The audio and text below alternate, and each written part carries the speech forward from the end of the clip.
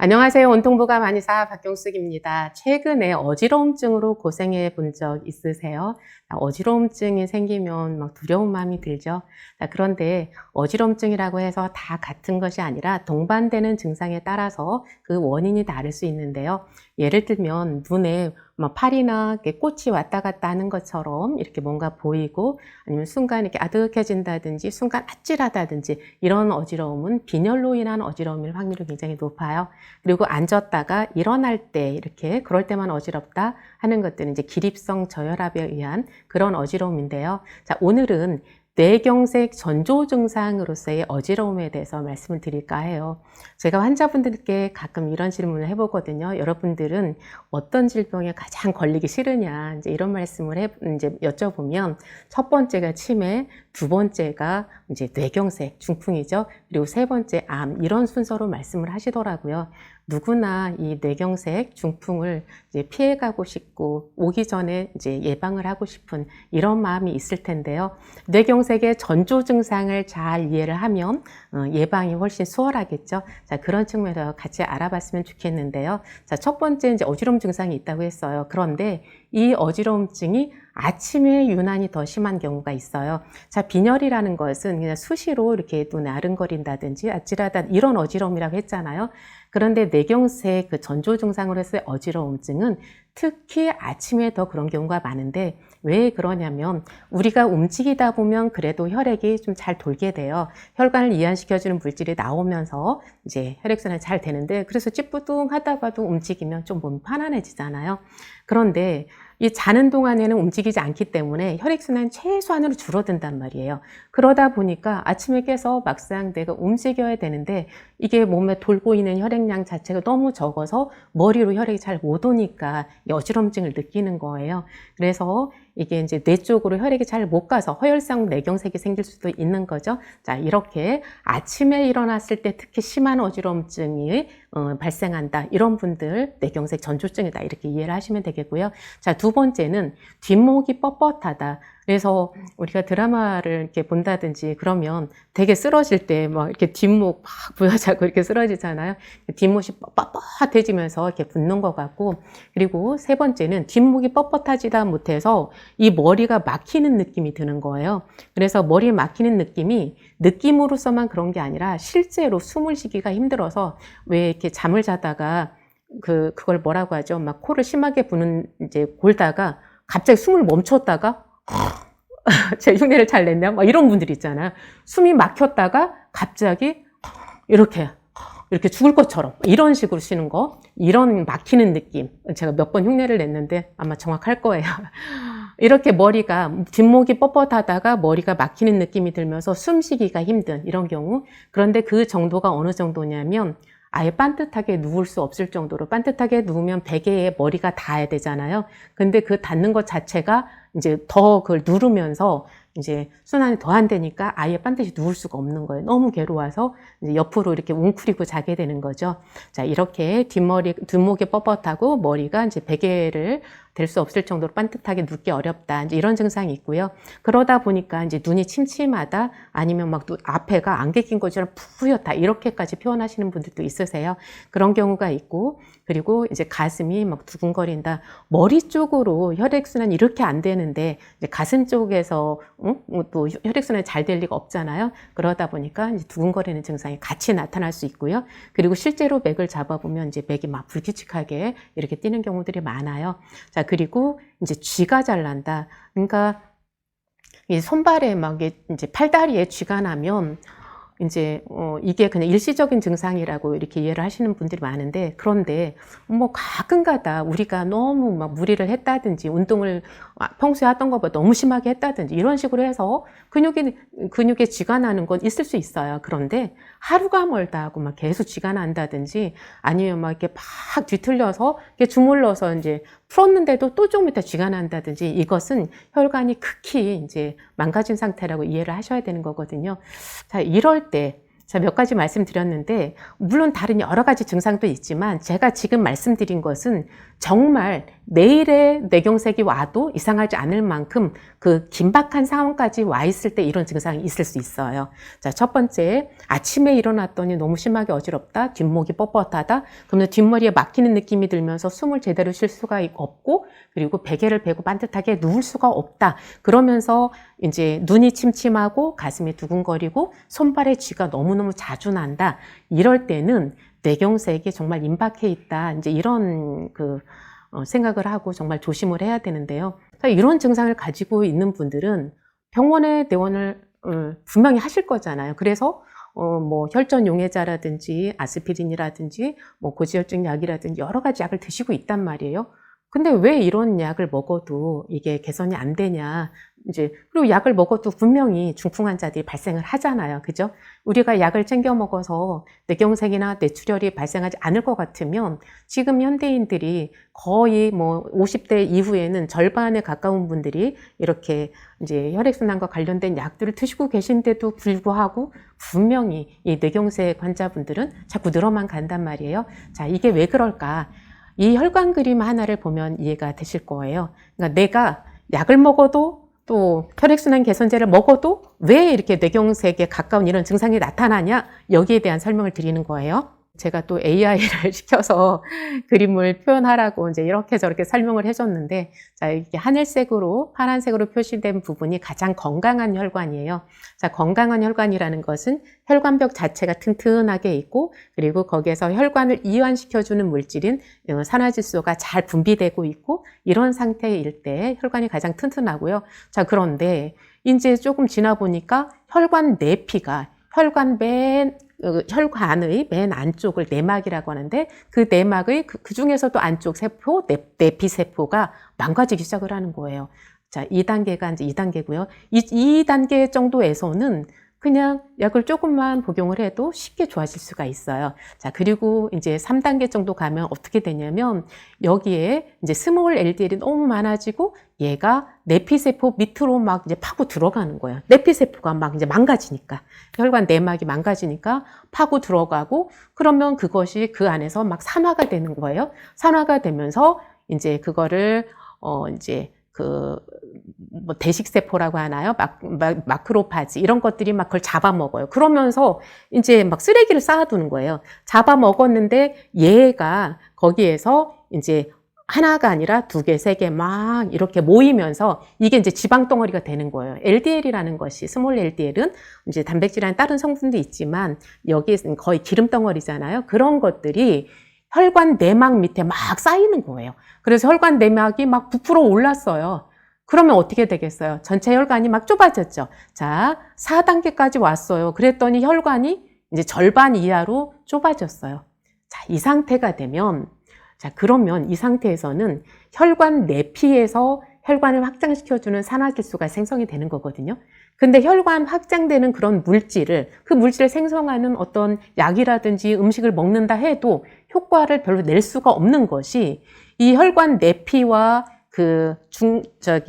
혈관 중막에 있는 평활근이죠. 그 사이에 쓰레기가 너무 많이 쌓여 있잖아요. 쓰레기가 많이 쌓여 있고, 그러니까 혈관 내막에서 산화질소 분비할 수도 없지만, 분비한다 해도, 그리고 산화질소를 아예 그냥 부어준다 해도, 그래도 이 혈관 내막과 중막 사이에 이 쌓여진 이 쓰레기 때문에 이 중막에 있는 그 평활근으로 전달 자체가 안 되고 이완이 될 수가 없다는 거예요. 그리고 이완이 돼도 쓰레기를 잔뜩 쌓은 상태에서 이완이 돼봤자 얼마나 이완이 되겠어요. 그러니까 이완이 돼도 살짝 좋아지는 듯 하다가 또 제자리로 갈 수 있고 이렇게 되는 거죠. 자, 그래서 이제 여기까지 보시면 아, 내가 어느 단계에 지금 있는 것 같다라는 느낌이 좀 오실 거예요. 그러면 뭐 이렇게 많이 좁아져 있는 상태에서는 그럼 완전히 포기해야 되냐? 이제 그렇지 않은 것이 제가 이 상태에서도 이렇게 치료에 의해서 좋아지는 분들을 많이 봤거든요. 그래서 엊그제 이제 내원하신 분, 엊그제는 아니고 지난주네요. 지난주에 내원하셨던 분이 이제 비슷한 증상을 오셨어요. 아침에 일어나니까 너무 심하게 어지러워서 혹시라도 이제 쓰러질까봐 이제 겁이 나서 오셨더라고요. 그런데 여러 가지 원인을 이렇게 체크를 하다 보니까 이분이 혈당 조절이 너무 안 되는 거예요. 이거 공복혈당이 뭐 200에 가까울 정도로 이렇게 높게 유지가 되고 있는 상황이더라고요. 그러면 혈액이 그렇게 끈끈하게 흘러가니 혈관 상태가 좋을 리가 없잖아요. 그래서 계속해서 이렇게 혈관 안에 염증이 이제 쌓이고 이제 이 내막이 이렇게 부풀어 오르면서 혈관이 좁아진 이런 상태로 이해를 해야 되는 거죠. 자, 이럴 때 그러면 이제 혈관 청소를 어떻게 해야 되냐, 혈관을 어떻게 하면 혈관을 넓히는 것, 그 다음에 안에 있는 노폐물이 없어지는 것, 이런 것들은 하루아침에 이루어지는 것이 아니라 좀 장기간에 거쳐서 해야 되는 거잖아요. 이것은 제가 지난번에 이제 지난번 또는 지지난번 혈관에 대해서 이제 강의한 그런 영상들 참고해 주셨으면 하고요. 자, 이런 긴박한 증상이 있을 때, 그럴 때 응급처치로서 어떻게 해야 되는가, 이 부분을 제가 설명을 드리려고 해요. 자, 그러기 위해서는 우리가 이제 근방추라는 것을 이해를 해야 되는데요.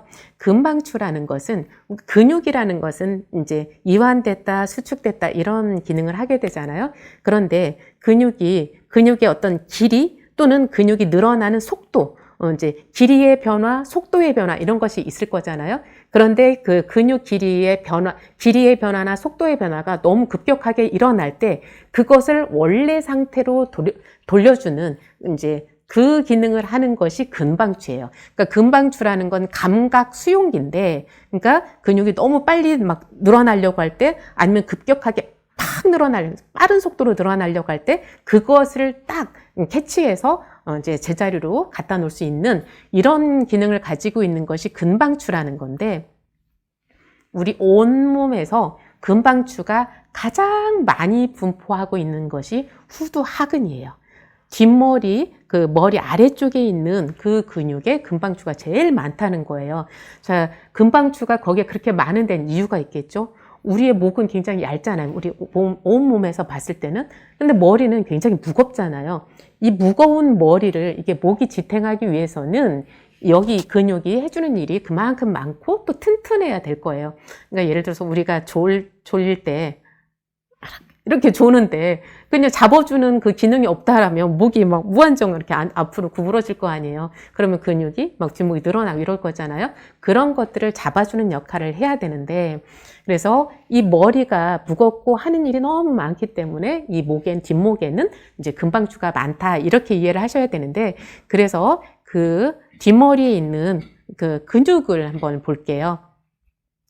이게 생각보다 뒷머리에는 근육이 굉장히 많아요. 그래서 이제 우리가 이렇게 손으로 짚어봤을 때 이제 내 머리를 예쁘다 하면서 감싸고 그 이제 엄지손가락으로 머리 뒤쪽에다 대면 그 머리뼈가 끝나는 부분 있죠. 그 밑에가 이제 항상 그 근육이라는 건 뼈에 붙어서 시작을 하거든요.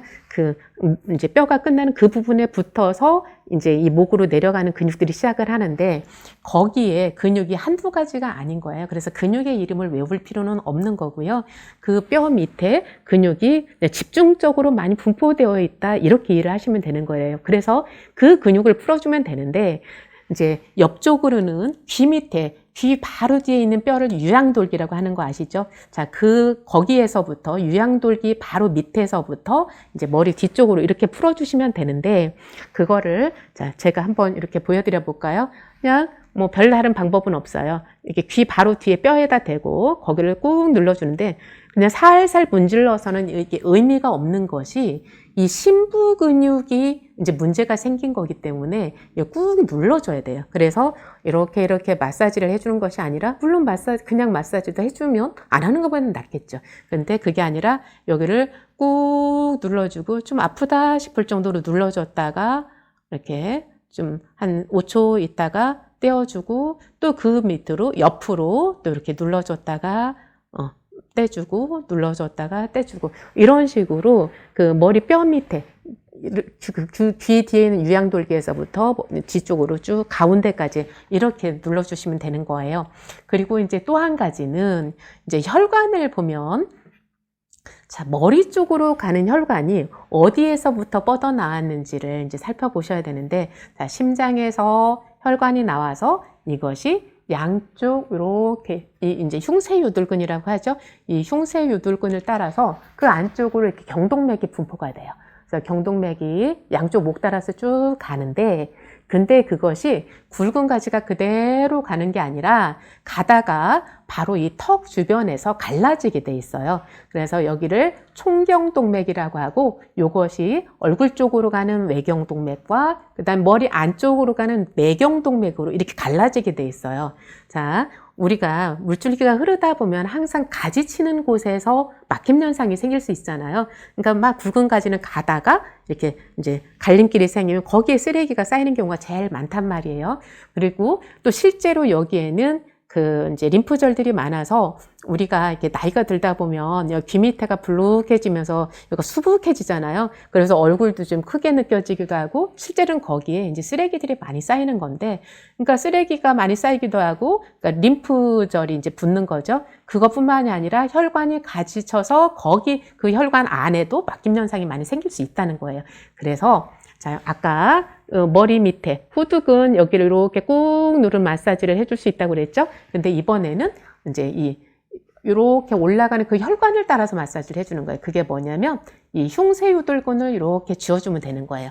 그런데 이 흉쇄유돌근 중에서도 어디를 집중적으로 해야 되겠어요?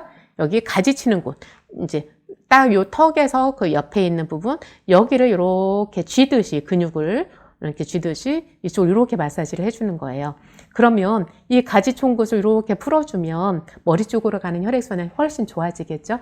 그래서 우리가 이렇게 뇌경색이 의심이 될 때 머리 검사도 하지만 사실은 경동맥 검사도 하잖아요. 그래서 경동맥이 얼마나 좁아졌는지 이런 것도 검사를 하게 되는데, 실제적으로 이쪽 부위를 좀 마사지를 해주면 된다. 그리고 이제 또 하나의 그림이 있는데요.